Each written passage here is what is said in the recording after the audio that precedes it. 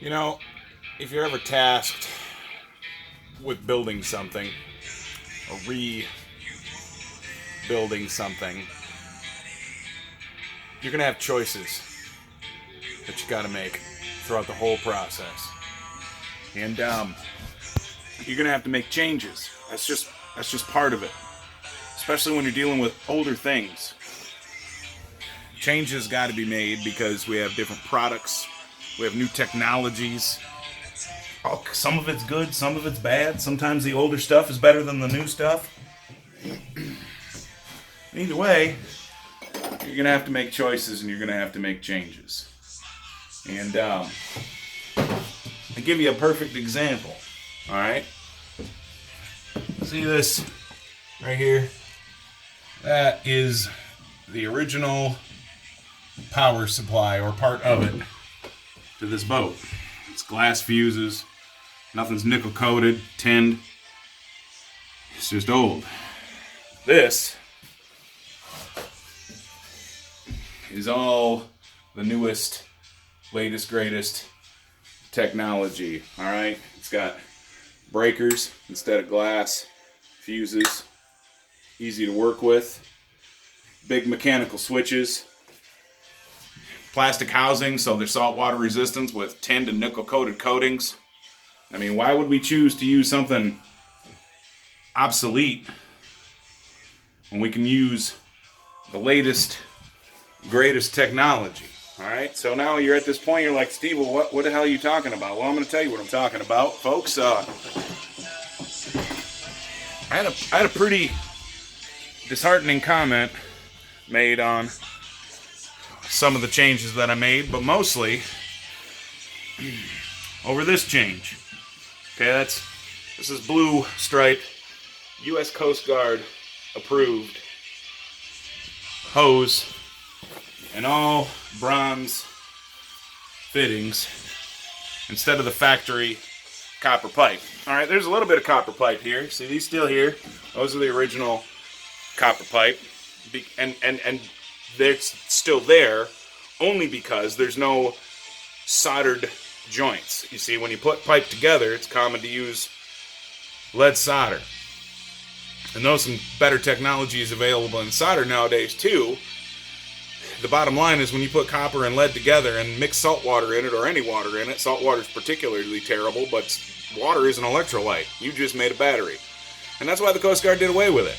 And I had an experience on one of these military boats, PBRs.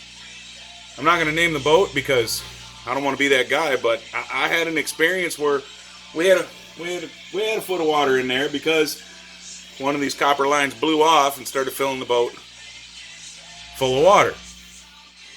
These military boats are scary.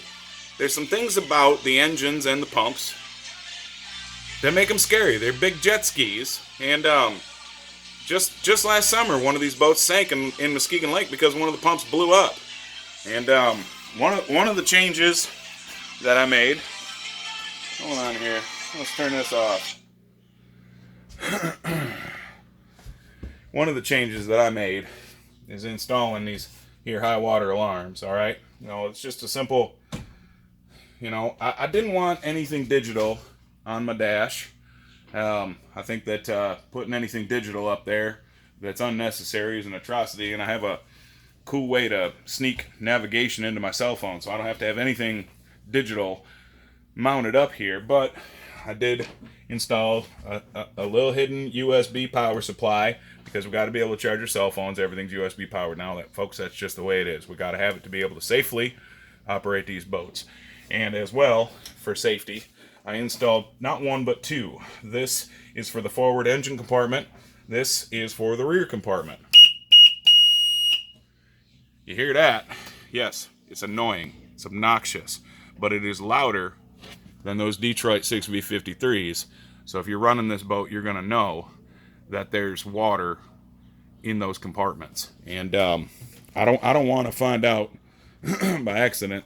There's a sensor all the way there in the back. I got to get zip ties in there and clean it up a little bit. But, as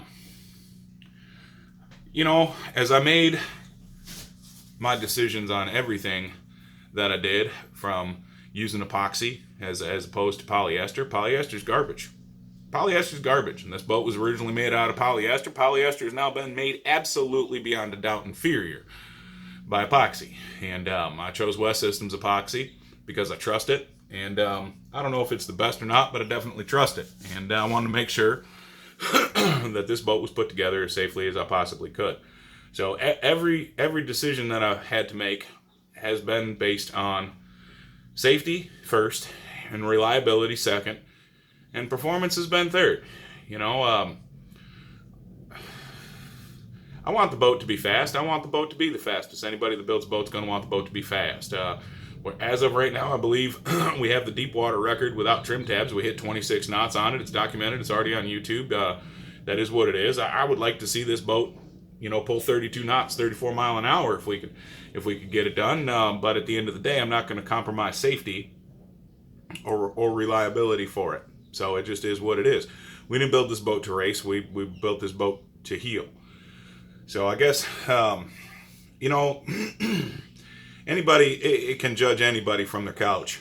But, you know, when you're actually got your name on the line and you're responsible for other people's lives, like, your opinion don't mean shit to me, man. If you're not building, what are you doing even opening your mouth judging? Like, you don't have the right to judge if you're not in the damn hull of the boat, making decisions, grinding, building, and then going out and operating it and keeping people safe, because that's number one. You got to make changes. You got to evolve, move with the times, and to compromise civilian safety over, you know, something simple as,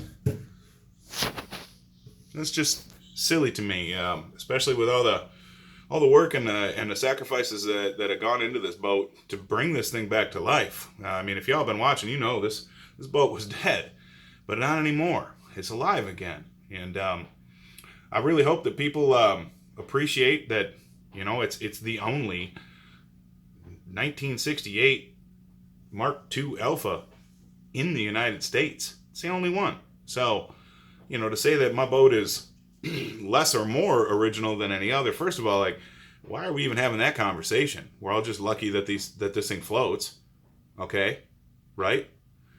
You know, but second of all, there ain't another 1968 MK2 PBR Alpha in the country. So how could this one be any less or any more original? It's just kind of silly to me. But anyway, it did hurt my feelings. And I felt disrespected by it. So it was time that I stood up for myself and said, hey, you listen here. I've been busting my ass for this man, for this cause, just to help make the world a little bit of a better place. And just because you don't like something, you want to smash on us because we're trying to do our best. Yeah, you can kiss my ass, bud. That ain't right. Not in any world. That ain't right. You don't smash on people trying to do their best. And to sit there and do it from your couch instead of looking in my eyes and saying it to my face, that's also cowardice. Stop it. Grow up. Come play on the boat with us. Put a smile on your face. You know, we're all alive for a little bit longer, so let's try and have some fun. Keep it safe. Don't be trashy, folks. Peace out.